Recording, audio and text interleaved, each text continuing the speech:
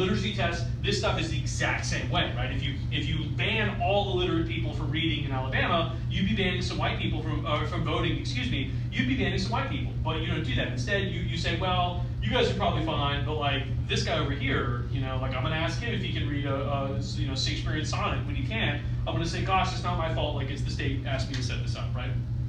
And so the understanding clause is kind of the same thing, where you have to understand something, right? They sort of ask you some questions or whatever. And again, these are not questions. It's like the citizenship test, where if you want to become a naturalized American citizen, you can literally go and you can take the citizenship test online. It's exactly what you need to know, right? There's a pamphlet you can go get from the DMV. If you say, I want to take the citizenship test, they'll say, here's this pamphlet. This is what they're going to ask you. You need to study this.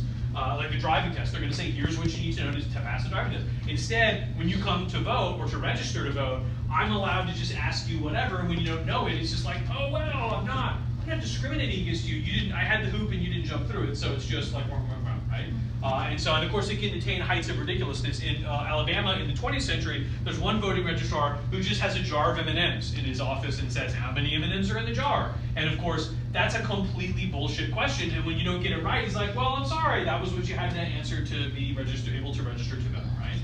And again, that's not a question he's going to ask some white guy. It's a question he's going to ask black people, right? The good character clause and the grandfather clause are sort of in a way similar. The good character clause, you have to have references to vote, character references to vote. Now, of course, the trick would be there's a way around that. If a couple of white people would sponsor one black voter, maybe 2 or 3 black voters, then those black voters could sponsor everybody else in the county. So there's limits, right? You can only sponsor one voter per decade or something. It can't be more than one. It can't like only black voters can't sponsor other voters. And there's just ways around that, right? And so. The grandfather clause is if your grandfather could vote, then you could vote, which is patently ridiculous. What if your grandfather is a foreigner, right? You're a naturalized citizen. Well, you can't vote. And of course, who does banning them from voting if their grandfathers could vote? Who does that ban nicely and neatly as a group? Well, the freedmen. Well, it's not because they're black. It's because their grandfathers could vote. I don't know why their grandfathers couldn't vote. Anyway, change the subject. And so again, the purpose of these things is not to be an objective criterion for voting. It's not like I'm going to say, look, this is what you have to do to vote. Here are the rules, and you just have to follow. Instead, it gives me the wiggle room to say, to let her vote but not him. And then if someone asks, it's not because he's black. It's because he didn't pass the literacy test or he didn't do the whatever, right? And so again, every southern state adopts versions of these. These are sort of like the taxonomy of them. This is if you looked at all the laws the southern states have, they generally fall into those kind of categories. Some counties allow their registrars to pick and choose. Some states just pass, like Alabama has like a state poll tax and a state literacy test, if I remember right. And so by and large though, this is what every southern state does to restrict African American voting. It's very successful, as it turns out. And so Louisiana is a good example. In 1896, there are 130,334 voters in Louisiana, black voters, right? Which is, I guess, a pretty big number. In 1904, 8 years later, they adopted a literacy test. 8 years later, there's 1,342 registered black voters. So it's a 99% decline in black registration, right? And you bet that those 1,000 voters are probably packed, most of them into Baton Rouge, so they can elect, one state representative, or they're scattered in a bunch of rural parishes, and they basically have no impact on the voting whatsoever, right? And if you ask the Secretary of Elections to say Louisiana, he said, look, you took 99% of the black population's vote. I would say, no.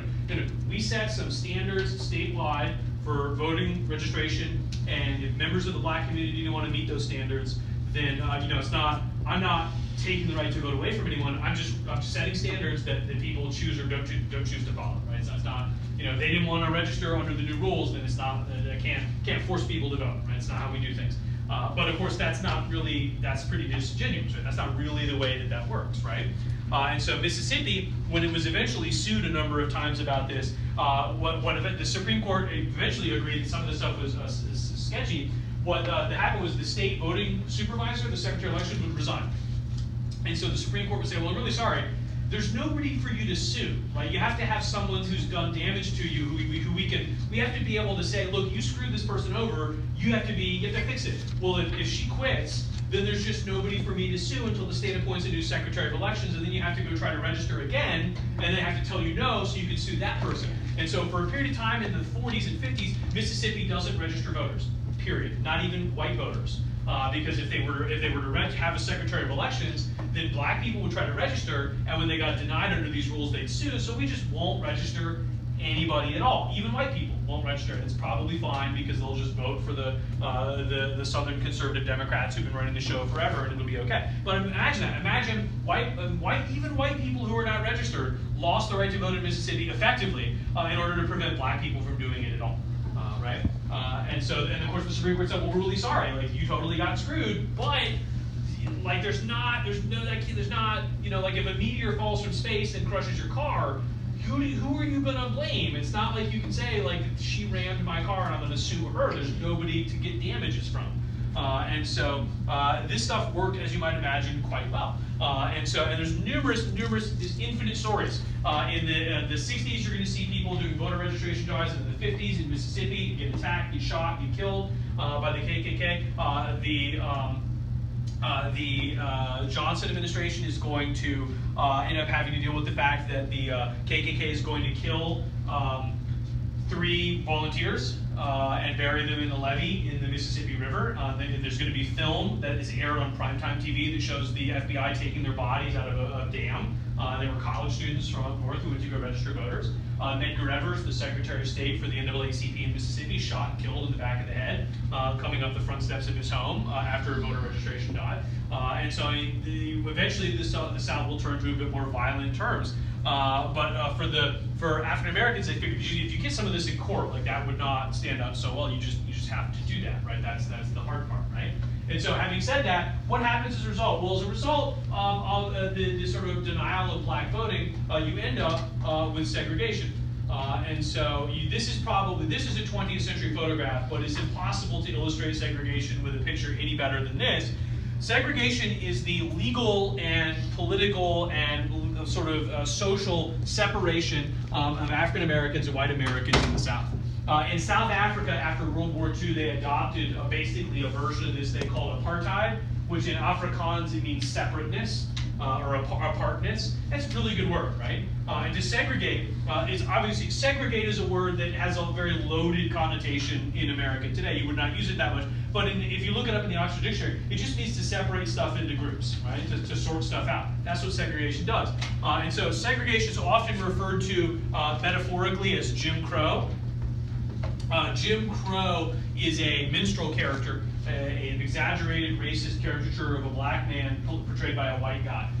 And so he becomes sort of connected with segregation kind of as like a metaphor. So people talk about segregation, they talk about Jim Crow. Jim Crow lost the land, Jim Crow came to town or whatever. A woman, on the same name as Michelle Martin, I think, wrote a book about mass incarceration a few years ago called The New Jim Crow, talking about mass incarceration in prisons today, comparing it to segregation, and it's using the Jim Crow as the name.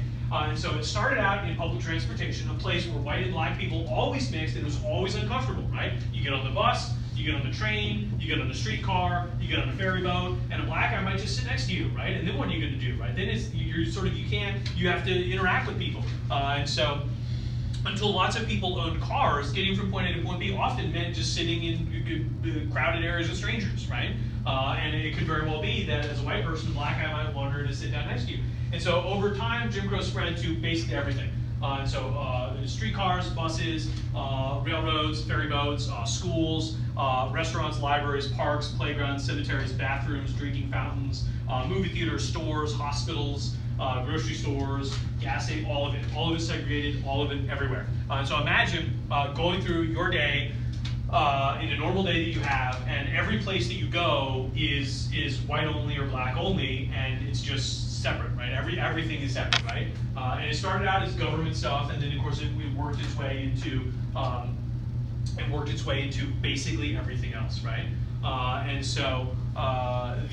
We'll come back to talking about it for a minute, but inevitably it has a legal challenge, right? In 1896, the Supreme Court hears a case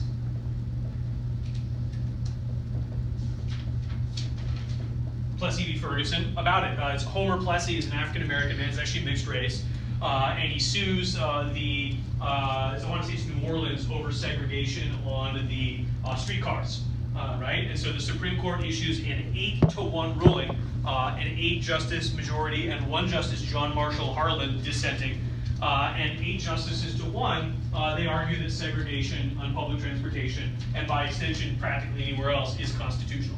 And some Supreme Court decisions get a phrase that's attached to it that sort of like explains the ruling. In Planned Parenthood v. Casey, which was, I want to say, 1998, the Supreme Court said that states can restrict abortion rights, but only if the restrictions don't impose what they call an unreasonable burden on women seeking abortion. And so that's if something causes an unreasonable burden, whatever we define that as, then you can't do it, right? The test about separation of church and state was always the case from Lemon, the Lemon test.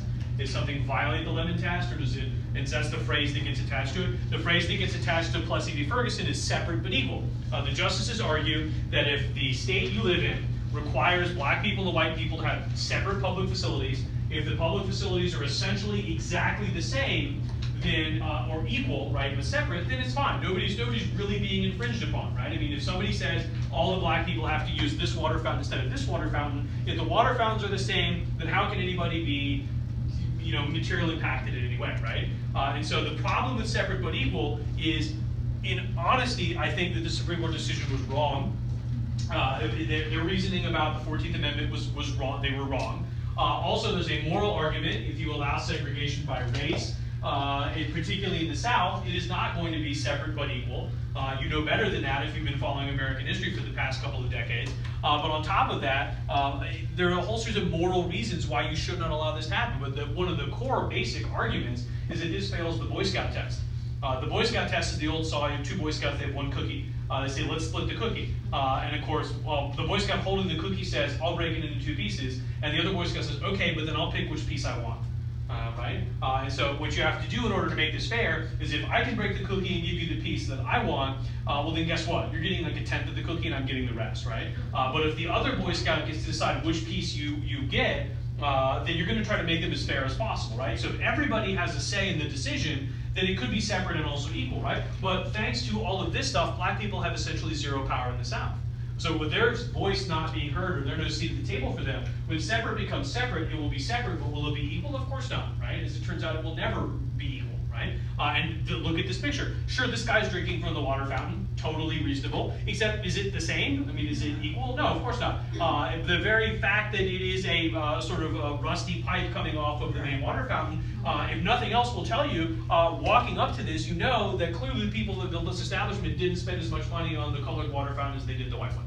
Right? And so that will be the argument used to attack segregation in the 1950s at the federal level. We'll see in a little while, right? And so Plessy v. Ferguson is, in my opinion, maybe one of the top 2 or 3 wrong Supreme Court decisions that have ever been wrong. But the Supreme Court said what it said, and the South heard it, and they listened, and they segregated basically everything. And again, almost every institution you could possibly think of. If there was you lived in a moderate southern town, moderately sized southern town, there might be a bunch of schools, elementary, middle, and high school for the white kids. There would be basically 1 school for the black kids in K through 12, right?